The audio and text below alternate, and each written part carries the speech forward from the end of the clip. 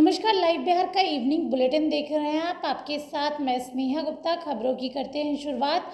सबसे पहले बात करेंगे मंत्री अशोक चौधरी के भूमियार पर बयान देने के बाद सियासी सरगर्मी बढ़ चुकी है और इसी बीच आपको बता दें कि जेडीयू के मुख्य प्रवक्ता नीरज कुमार का बयान सामने आ गया और नीरज कुमार ने सीधे तौर पे अशोक चौधरी पर निशाना साध दिया। आपको बता दें कि जेडीयू के मुख्य प्रवक्ता नीरज कुमार ने शनिवार को अशोक चौधरी को आड़े हाथ लिया। उन्होंने कहा है कि किसी लोकसभा क्षेत्र में पार्टी उम्मीदवार की हार के जाति विशेष से कोई लेना देना नहीं है। साथ में जेडीयू के राष्ट्रीय अध्यक्ष और मुख्यमंत्री नीतीश कुमार इसके सराहना नहीं करते। अशोक चौधरी ऐसी कोई बयान देने के लिए पार्टी की ओर से अधिकृत नहीं है। अशोक चौधरी को यह बताना चाहिए कि जिस कटिहार संसदीय क्षेत्र के वो प्रभारी थे, वहां जेडीयू के दुलाल चंद गोस्वामी की हार कैसी हुई। दुलाल चंद गोस्वामी को अति पिछड़ा वर्ग से आते हैं। नीरज ने कहा कि अशोक चौधरी को अपने परफॉर्मेंस बताना चाहिए और समाज को जिस तरीके से वो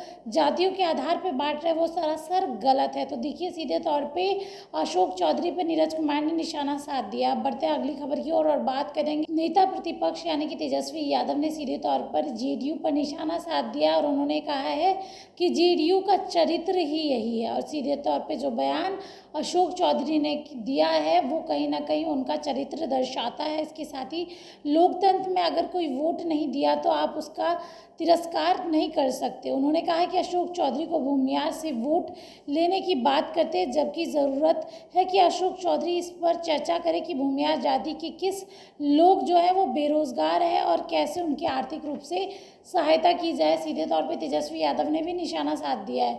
अब बढ़ते हैं अगली खबर की ओर और आपको बता दें कि कल का दिन आरजेडी की ओर से जिस तरीके से वो लोग आंदोलन करेंगे और साथ में जातीय जनगणना को लेके एक दिवसीय आंदोलन करने वाले हैं, जिसको लेके केंद्रीय मंत्री जीतन राम मांझी और कई नेताओं ने सीधे तौर पे तेजस्वी यादव पर निशाना साधा और कहा है कि तेजस्वी यादव नौटंकी करते हैं।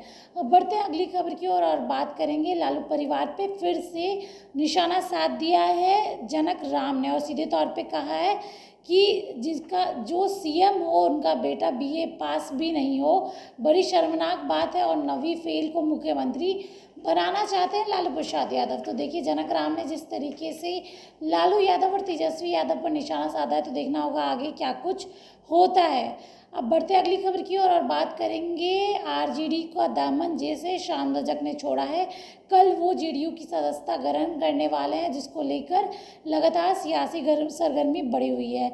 लगभग 4 साल बाद एक बार फिर से श्याम रजक ने अपनी वापसी जेडीयू में कर दी है, जहां पे आपको बता दें कि रविवार को वह आधिकारिक रूप से जेडीयू की सदस्यता लेंगे। इसके पहले श्याम रजक ने कहा कि राजद से इस्तीफा देने के बाद कहा था कि उन्हें एक ऐसी पार्टी की तलाश है जिसके साथ वो अपनी राजनीतिक पारी को आगे बढ़ा सके।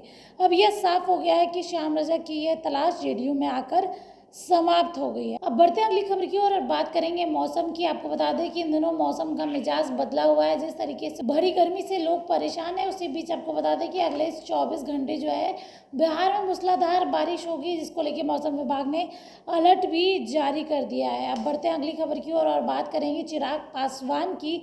बिहार की सियासत की केंद्र आजकल चिराग पासवान और उनकी पार्टी लोक जनशक्ति पार्टी रामविलास बन गई है। कई दिनों से खबरें चल रही है कि चिराग की पार्टी कभी भी टूट सकती, जिसको लेके अब चिराग की पार्टी की सांसद यानी कि वीणा देवी ने बयान दे दिया। उन्होंने कहा ऐसी कोई बात नहीं है और हमारी पार्टी टूट रही नहीं है और हम चिराग पासवान के साथी है। अब बढ़ते अगली खबर की और अब बात करेंगे रोजगार की।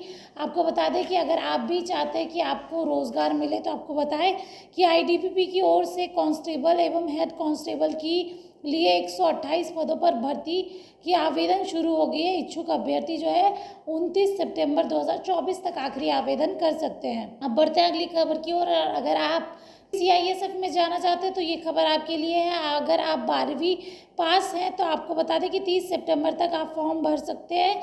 कांस्टेबल और फायर भर्ती के लिए लोगों की ज़रूरत है। 12वीं के उत्तीर्ण अभ्यर्थी इस भर्ती में शामिल होने के लिए आवेदन कर सकते हैं। और बढ़ते हैं अब अगली खबर की ओर। और अगर आप रेलवे में जाना चाहते हैं तो ये सुनहरा अवसर आपके लिए। आपको बता दें कि रेलवे की ओर से 128 पदों के लिए वैकेंसी निकली है।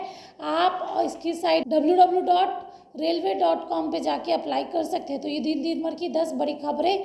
अब बने रहिए हमारे साथ, तब तक के लिए बहुत बहुत शुक्रिया।